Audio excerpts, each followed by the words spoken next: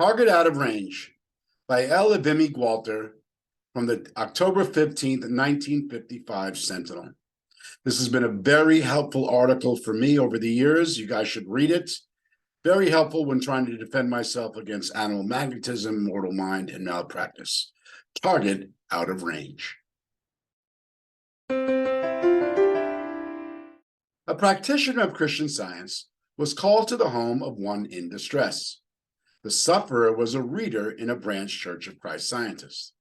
She was convinced that because of this, she was a target for mortal mind's hatred of truth. The practitioner seemed unable to persuade the patient otherwise. Finally, the practitioner said, "Well, if you will be a target, be one. But for goodness sake, be a target out of range." Target out of range. What vistas this opens. To be out of range is to be out of reach, beyond the limited shafts of the aggressor.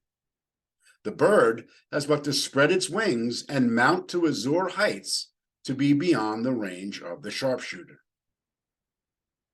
Can we be as fetterless and free as the bird? Of course we can.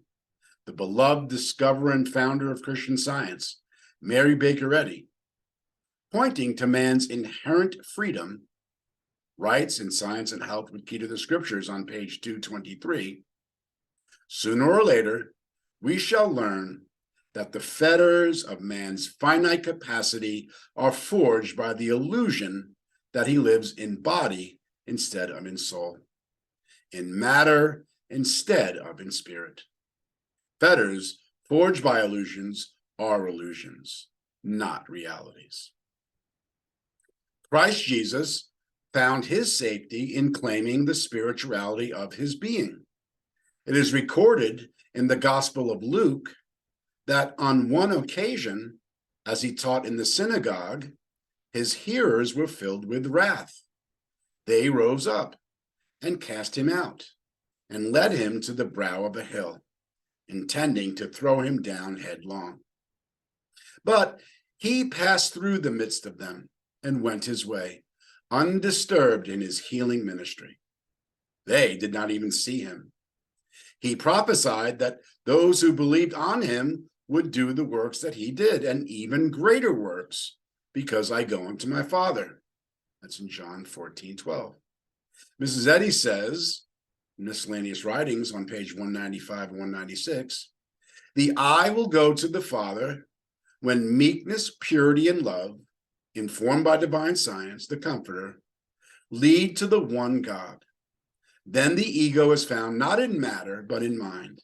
For there is but one God, one mind, and man will then claim no mind apart from God." So long as we identify ourselves as finite persons, appointed by other persons to hold certain offices or perform certain tasks in our movement, just so long do we lay ourselves open to being targets, supposititious victims of hatred, envy, deception, and hypnotic control. Opposition and criticism, discouragement and inefficiency often follow in the train of these errors. But mortal mind never reaches beyond itself. It sees itself, its own mistaken concept of itself, condemns itself, destroys itself. Neither God nor the real man is ever within range of materialism. Aggressive mental suggestion may whisper, "You are immortal." I, evil, can make you afraid, make you sick, wear you out, exhaust you. I can besmirch your character, belie your integrity, and cause others to believe and circulate these lies.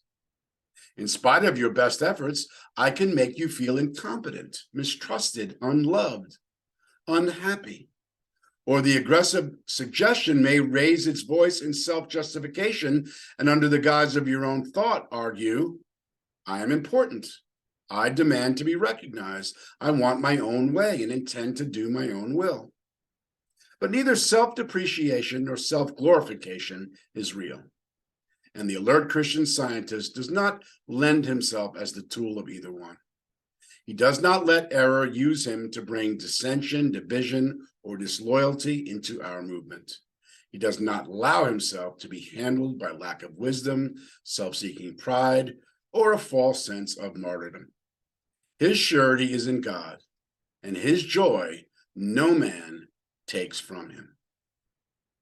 When we stop to think about it, where are we more safe, more loved, more cherished than in the service of our Maker? Where may we more sensibly feel the self-renewal of life, the strength of truth, the nourishment of love? Let meekness, purity, and love, informed by divine science, cleanse us of the egotistical belief of being immortal and lift thought above matter to spirit. Then in true humility shall we acknowledge mind as the ego, the eye of our being, and comprehend more deeply the Master's sayings. He that cometh from above is above all. That's John 3:31. The Father himself, which hath sent me, hath borne witness of me. That's John 5:37. And I and my Father are one. John 10:30. In the uncontaminated realm of spirit, and from the standpoint of God's allness, man's life work unfolds as the subjective experience of divine mind. Soul reveals its own grandeur and glory. Love, its own peace and poise. In science, man reflects God and is unconstrained, unhindered, unbounded. He is not localized and finitized. Hence, he cannot influence erroneously or be so influenced. Life expresses its own full, free course of resplendent life, and man is its expression.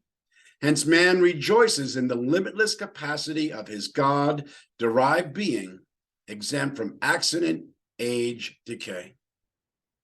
God never made a law of penalty, nor made man capable of experiencing penalty. God's law is the law of freedom, the law of justice, the law of love.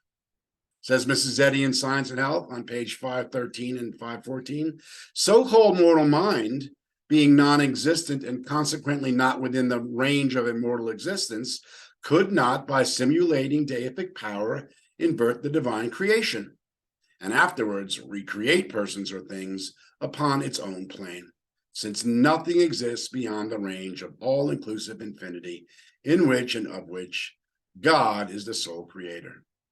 And she adds, mind, joyous in strength, dwells in the realm of mind. In the realization of this fact, we are indeed a target out of range, no target, for nothing exists but the forever all-inclusiveness of everlasting love.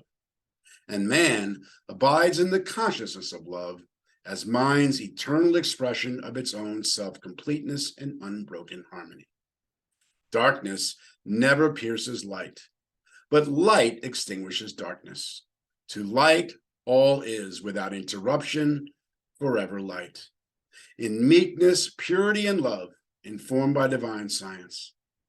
Let us see that the I does go to the Father, is indeed forever one with the Father, and so let us know ourselves as the unassailable radiance of his presence.